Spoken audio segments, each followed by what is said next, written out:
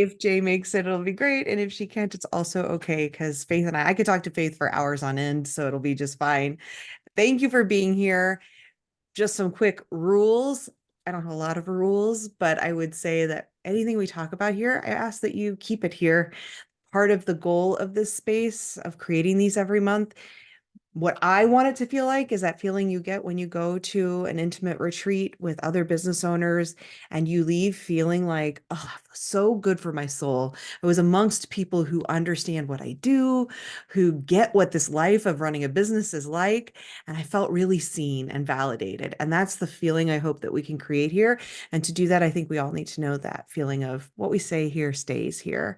And whenever possible, in my experience, if you're sharing something from your life, let's make sure that we relate it to our own experiences and not speak for others or universally for experiences. I think that's always something that's helpful for people. Faith, any rules, since you are our culture queen, you're the person who does workplace cultures, and I feel like I should actually default to you. Any other rules that you would want to bring up or just guidelines, suggestions for a shared community and discussion space? Yeah, I usually invite myself and then everybody with me into curiosity around discomfort. So if something comes up and it feels a little bit icky, let's agree with each other that we're going to lean forward with curiosity. And just let that discomfort be a place where we wonder what's happening here. So that's one I invite myself into. And another is just an invitation to be present um, in whatever way that needs to be. And if that means shimmying, and if it means sitting in my home, we have a therapy ball and we're bouncing on it, or just, whatever gift you need to offer yourself in love so that you can offer presence to the community. That would be one of the invitations I would offer to. I love that. And I love that you said offer to yourself in love as we're talking about love today. That's very perfect. Well, I want to first give you an opportunity to tell people a little bit about what you do. I just sort of mentioned that you do things around organizational culture, work culture, but share with everyone what your work is. I help teams work. I help people work together in ways that feel restorative and supportive and nourishing. And that's like the umbrella for really my passion in the world, which is to make the workspaces safer for my kids. And I have kids who are neurovariant, neurodistinct, and in the ways that they show up in the world, the workplaces that we have now are not places for them. But in exploring my kids' lack of fit, if you want to call it that, I recognize, oh, the workplaces aren't places for any humans. Actually, the workplaces are not designed to nourish humans. And so I use teamwork as the entry point into this question of how do we redesign our relationship to work, and how do we redesign work so that it is restorative. And that means treating humans like humans. That means honoring human ways of being, and recognizing that most of our work structures were not designed to do that. Mm. I highly recommend listening to Faith's episode of Feminist Founders podcast because it was so great. And she goes way more into a lot of those things. So if those are things that interest you, especially if you have employees, if you have a team, even if you have a team that's not employees, but a team of consultants or, service providers, I think it's really valuable to listen to. Okay, let's talk about love. I want to talk about self-love first, because I think for me anyway, if that foundation isn't solid, then the other ways of love being expressed or received can be, I think, more challenging. And I'm Right. curious for you as a business owner, what does it look like for you to have a self-love practice as a business owner? It can also be as a person separate from your business, and maybe those overlap, but what does it look like for Yeah. you? Yeah, so everybody teases me that I'm not a compartment person. There's the compartment people and the non-compartment people. So for me, something kind of just goes across all of the ways that I am. And my entry point into self-love was through parenting.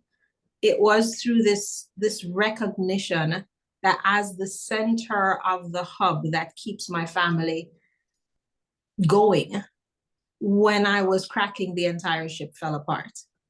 And so I tell people that God tricks me into what I need for myself by pointing out the need to others. And for me, I couldn't go into self-love as, ooh, I'm just gonna love my I deal with really critical health issues, and sometimes things feel not life or death, but close when I'm dealing with my children. And so it felt frivolous to have a conversation around self-love. But what did not feel frivolous is risking my family falling apart.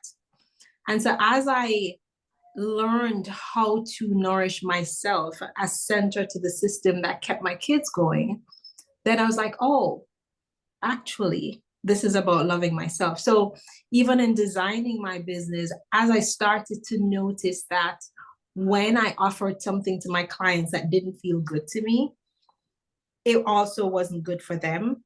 That actually, as a system, we're all interconnected. And then it gave me freedom to love on myself, because I'm that kind of person that knows, I need it to be about the other person first, just to trick myself into getting to do it, right? So it's self-love, first of all, is me reminding myself that if it's not good for me, it's not good for the others, since I am such a communal person. And therefore, the question is, what's good? What's the goodness that I need to be offering to myself right now? What's the goodness that's in this present moment that I need to be recognizing and saying yes to versus rushing past? And then in my business, like I now have a practice of noticing that goodness. If I'm in a conversation with like you and I feel that feeling of goodness, then I'm like, yes to that.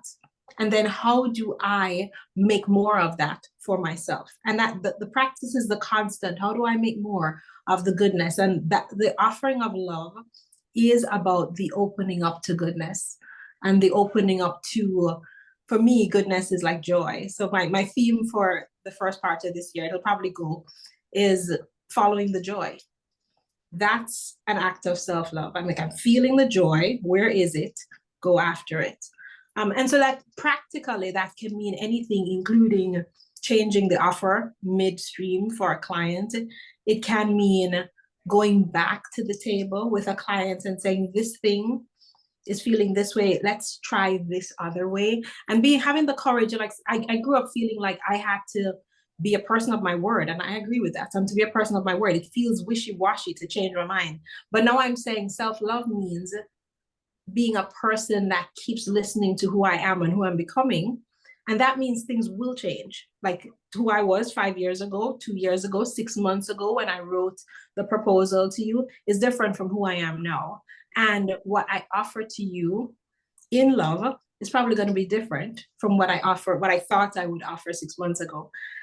For me, because I'm a highly improv person, building that space into my business so that I keep coming back to the table and saying, hey, let's move this way. Let's treat that way. Let's massage this into something that feels like a yes, yes. That's part of how I give myself love in my business. I love that. Oh, Jay's here, which is perfect because I was really hoping she'd be able to help us with the next piece. So that's great. Let me quickly pin her too. All right, there. So hopefully when Jay's able to join us. And I would say that I love all of that. And I wonder, for me, part of what I hear inside that, but it maybe not be, but at least for me, what helps me is values. When I was able to do that work to get really grounded in my values and know what they really were, and then when I'm able to actually work from that place of my values, that is when I feel the most love for my business and the most like at peace or at home in my body while doing my business, which is, I'm hearing that sort of somatic piece of feeling like you're listening to your body. And I just wondered if values feels like a part of that for you as well. Yeah, I think values are definitely a part of that. What gets confusing with values is that many of us have aspirational values, Mm. the thing we want to have, right? And that's different from the core essence, the core nutrients of what lights you up and makes you work well. And therefore, your business as an extension of you work well. And so when I work through my values, one of my core values is what I just said to you, this, that, both, and the yes, yes. Another one of my values is deep connection and deep listening. So when I am offering myself that deep connection, when I'm offering myself that deep listening, and when I'm pursuing the yes, yes, versus feeling like I have to be in that binary, is this or that, especially when the this or that means I have to say no to something about myself, that's when I feel like I'm not, when I'm offering myself things in my values, that's what I feel like I'm being most loving to myself. And like one of the things, Jay can talk about this, but Jay and I've had this conversation about attunement. And part of the in relationships, in our interactions on teams, as well as in families, one of the things I realized, and Jay and I talked about this, is the self attunement, this kind of what's happening here? How do I not be a separate like separate from myself, but kind of be on the inside of my own self and get into rhythm with myself, and then from there see what's happening. And then that's using that wisdom to make a decision. And it doesn't mean that I have to change something in the business, but that attunement always brings wisdom. It could be just a pause, it could be go eat food, Faith, or sleep some more, but just that attunement is like the doorway into knowing how to offer yourself this love. I love that. Jay, I'm going to have you introduce yourself in 1 second.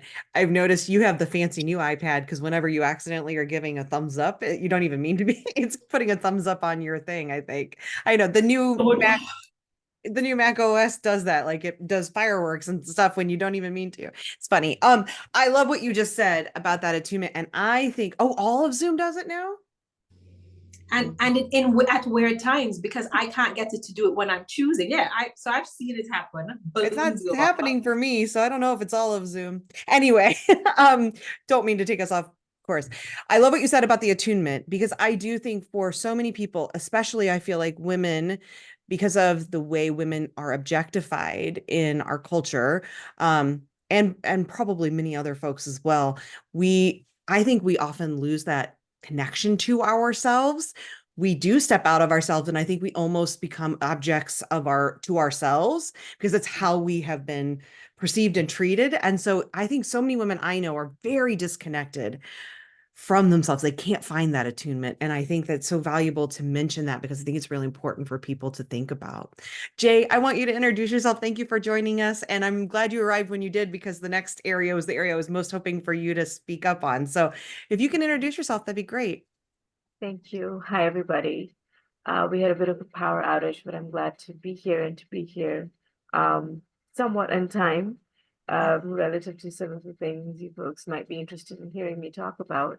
I am an anti-patriarchal relationship coach and burnout recovery specialist. I am very inspired by anti-oppressive ethics, poetry, love, and just deeply, like you folks were talking about, connecting with and living in the body. Awesome. Well, we were just talking about self-love because we're talking all about love today. And I wanted to move into talking about the love around us, like our family, our friends, our partners, if we have them, children, how those relationships can affect us as business owners and how we manage those things. I think some folks will have the experience of having a partner who maybe isn't especially supportive or wants to be, but doesn't really understand what it means to be self-employed, to be a business owner. That's not their world experience. So they're not able to maybe show us love in the way we want to receive that as business owners. The challenges of having children and still trying to stay in love with your business when that can be overwhelming. Just all of these things that can kind of come up. And I wonder for you, Jay, what comes up for you when you think about those sorts of relationships around you and how that can affect the ways that you're receiving love, giving love, especially as a business owner? Thank you. That's a fantastic question.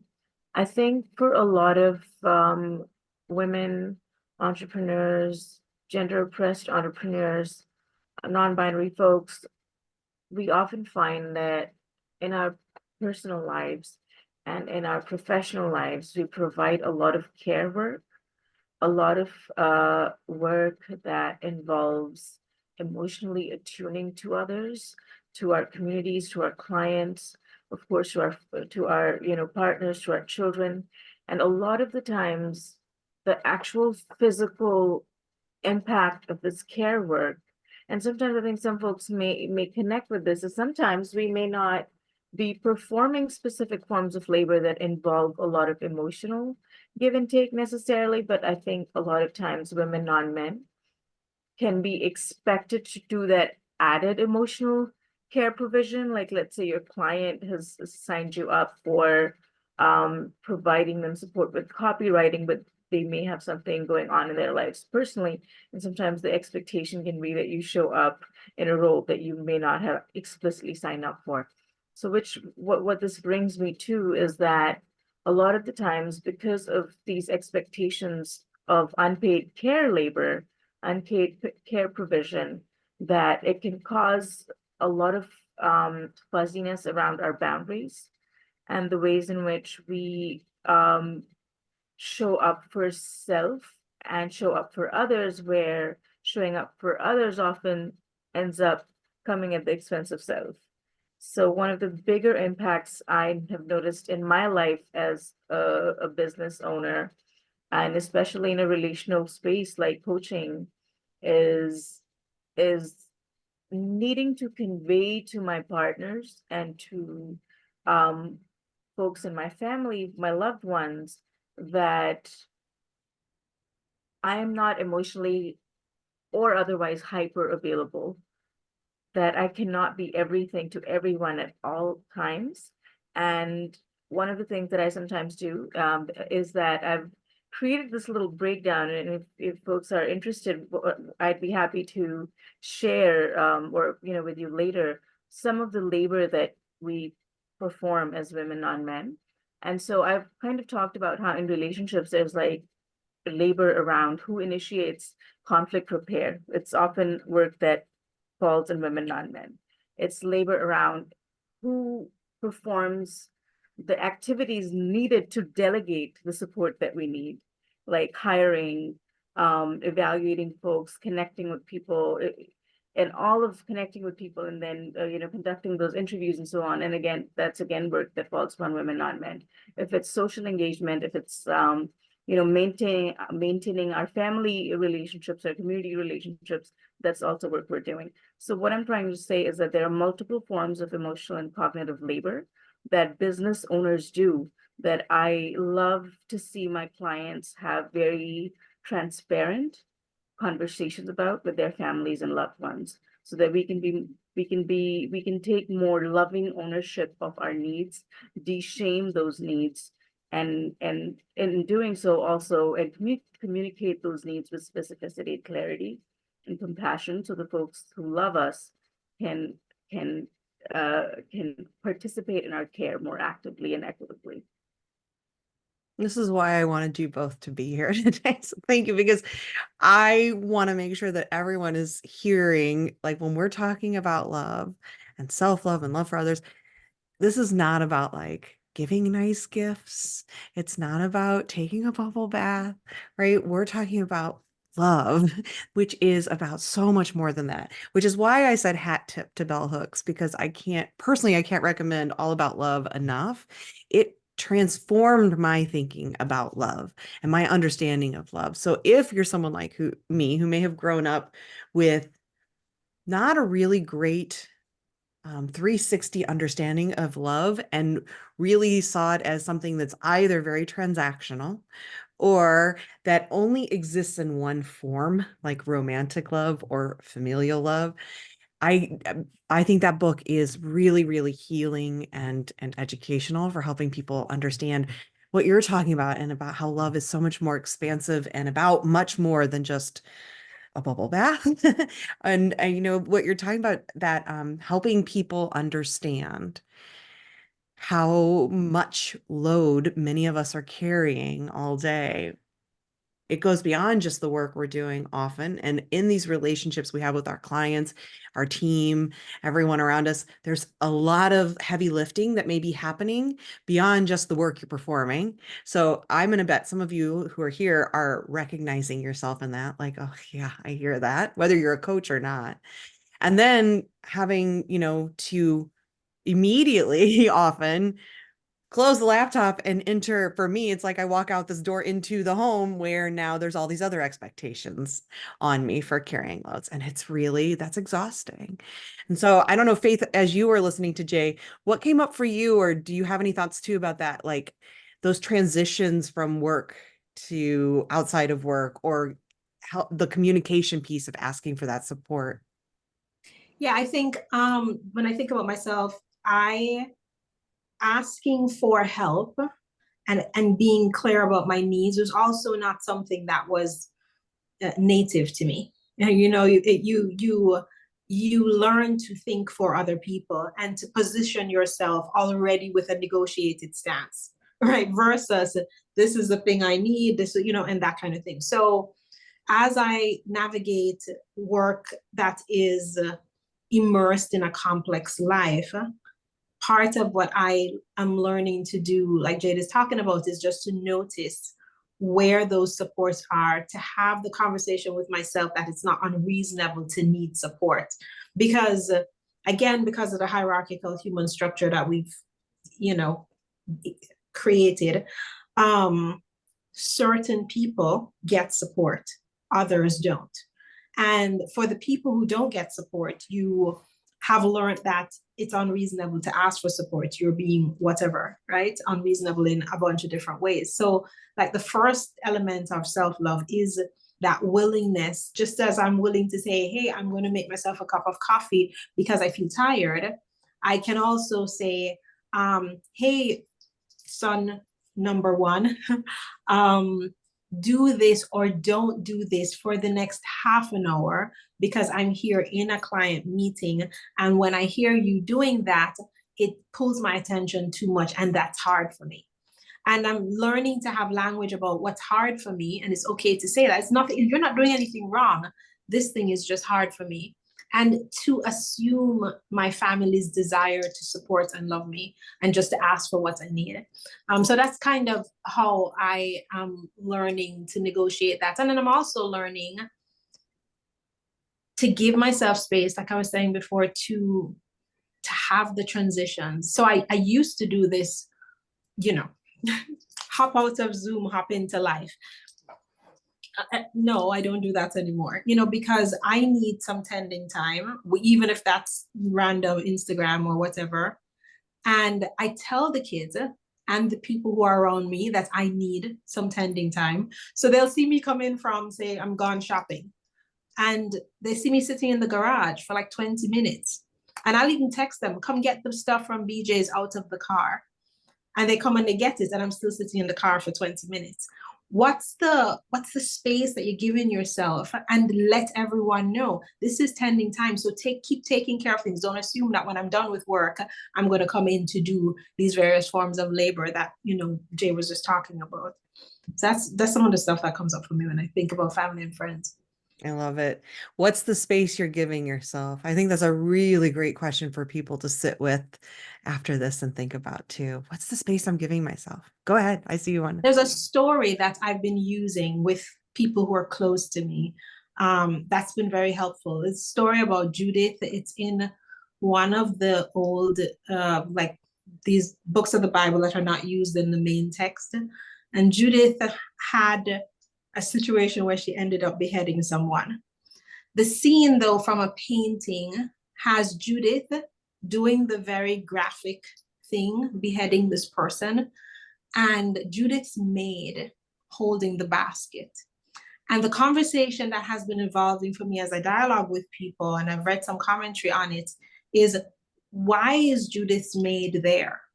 I mean, Judith is if she's capable of doing this gruesome act, she's also capable of going, taking the basket, which in some paintings hold the head, and moving on with it to where whatever the situation was in the story.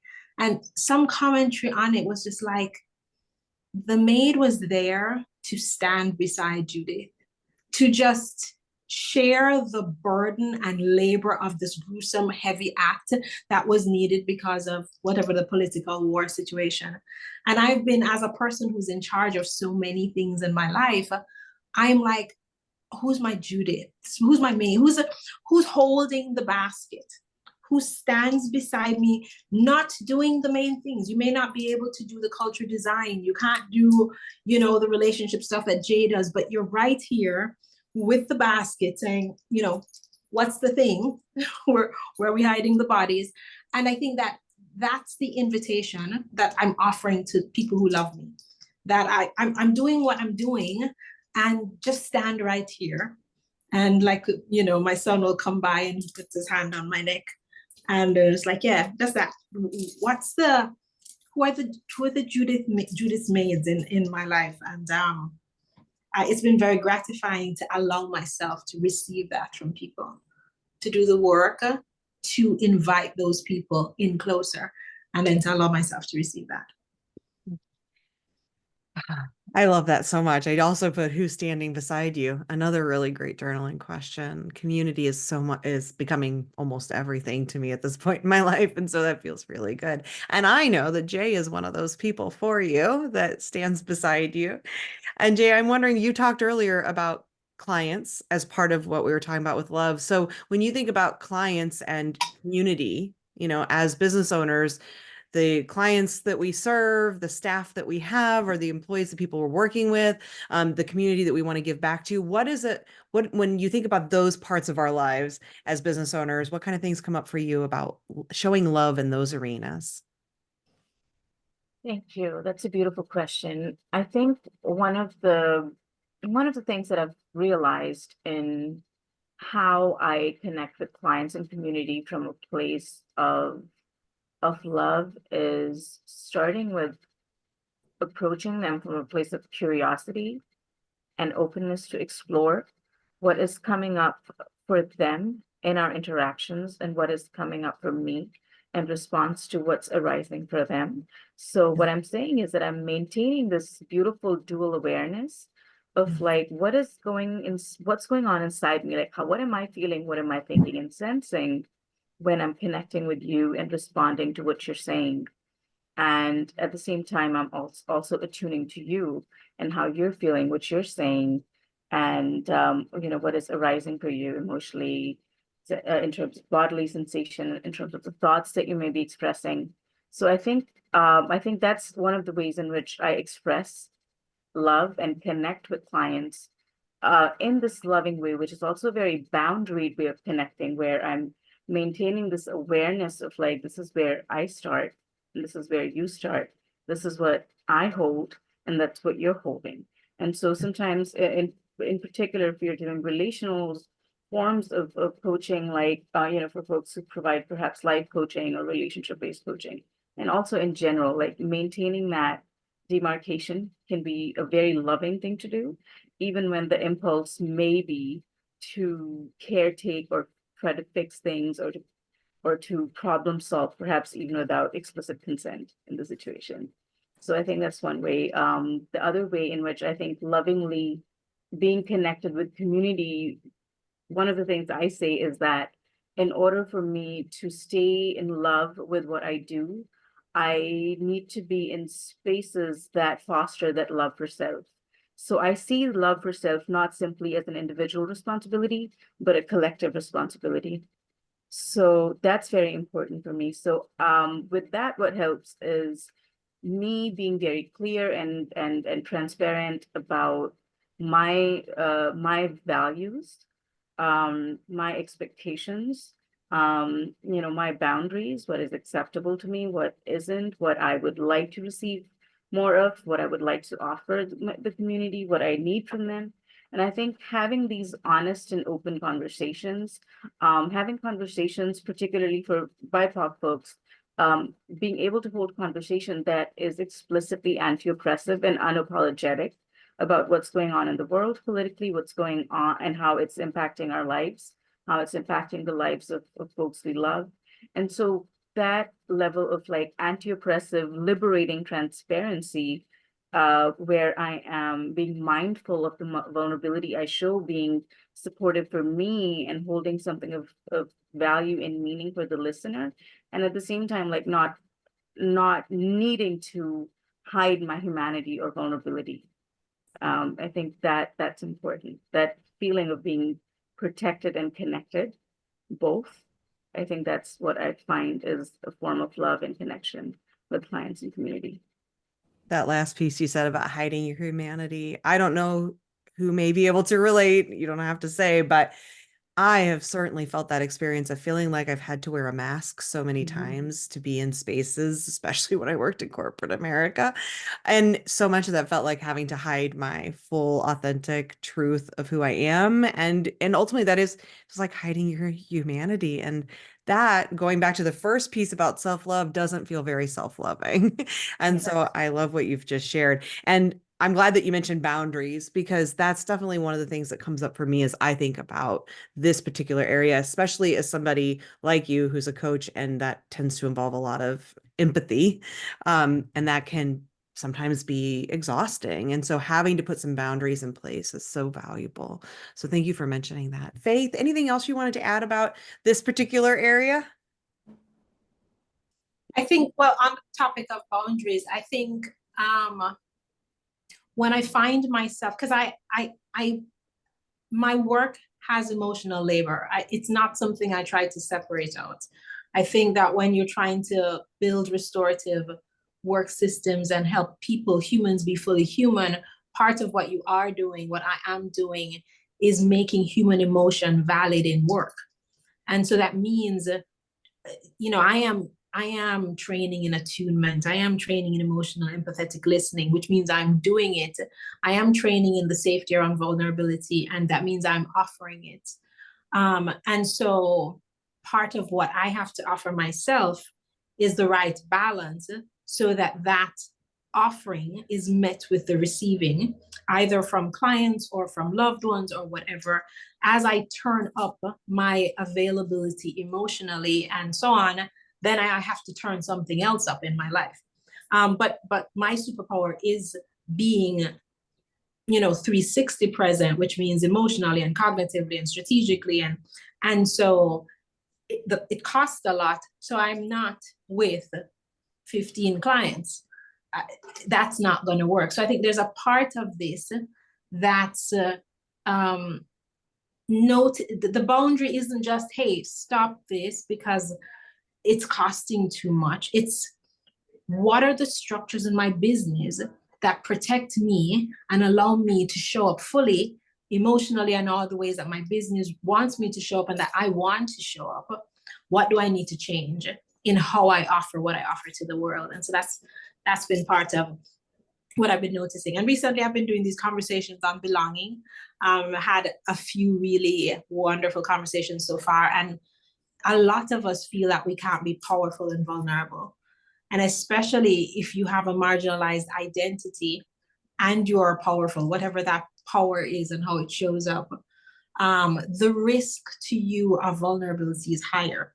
Like, I can be in a small town and be a vulnerable sharer, and the person in the room is cousin to the banker who's going to give me my mortgage, and what he sees is a Black woman who may not have her stuff together, and therefore I don't get the mortgage, and so acknowledging that people with marginalized identities experience more risk when they are vulnerable. And so there's something about how we work that needs to acknowledge that and protect it. So when I'm showing up vulnerably, I need to kind of set some stuff in place to help me be safe and give myself some restorative support. And in my business, I need to set my business up in a way that protects me automatically. And I'm learning to build that into my relationships with clients, to expect me to be vulnerable and to expect it as something that's not to be used against me in some way. Well, and if it does, I have had moments where something comes back to, it feels harmful, and I would say, I wish I was not that person that showed up vulnerable. But I was like, no, I don't agree with that. I actually think vulnerability needs to be part of how we heal work. But I think we have to be eyes wide open to the fact that there is a price to be paid if you are under-resourced because of your multiply marginalized identities. I love that. And Erica said that's why it's so important to create spaces where you aren't charged for being vulnerable. Goddess Erica, sorry, in case I'm not sure if that's your full name. I love that. Okay, I'm gonna stop recording.